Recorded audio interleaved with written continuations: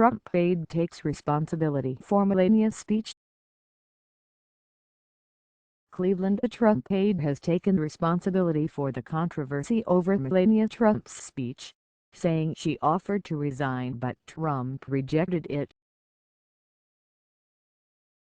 In a statement released by the Trump campaign, in-house staff writer and ghostwriter of multiple of Donald Trump's books Meredith McIver said it was my mistake.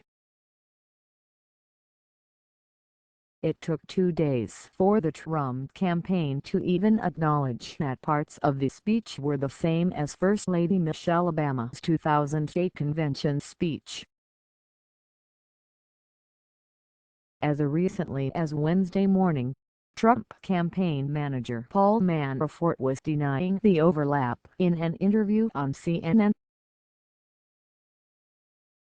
But the press around the speech and the campaign's denial of the obvious overlap in wording was sucking up oxygen that the campaign desperately needed surrounding Trump officially becoming the nominee Tuesday night. Although just before McIver's statement, Trump tweeted out that all press is good press! The full statement from McIver is below: outside the Quicken Loans Arena where the Republican convention is taking place.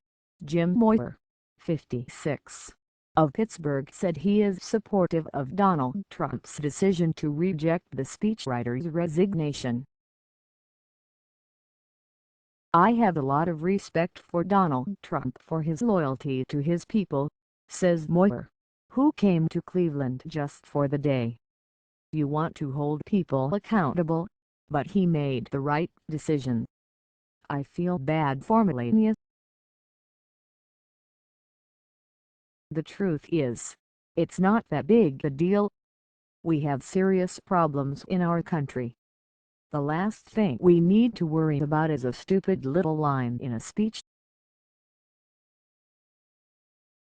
On Wednesday, White House Press Secretary Josh Earnest was asked whether he or the president was upset that the First Lady's speech had been used. Earnest said he'd let people draw their own conclusions and he tried to pivot into a message on unity. "The fact that Mrs. Trump received such warm applause and such a strong review of her speech based on reflection of the same kinds of values that were included in Mrs. Obama's speech. I think that's an indication that this country has got a lot of common ground even in spite of the political divisions that are on display at the convention," Earnest said.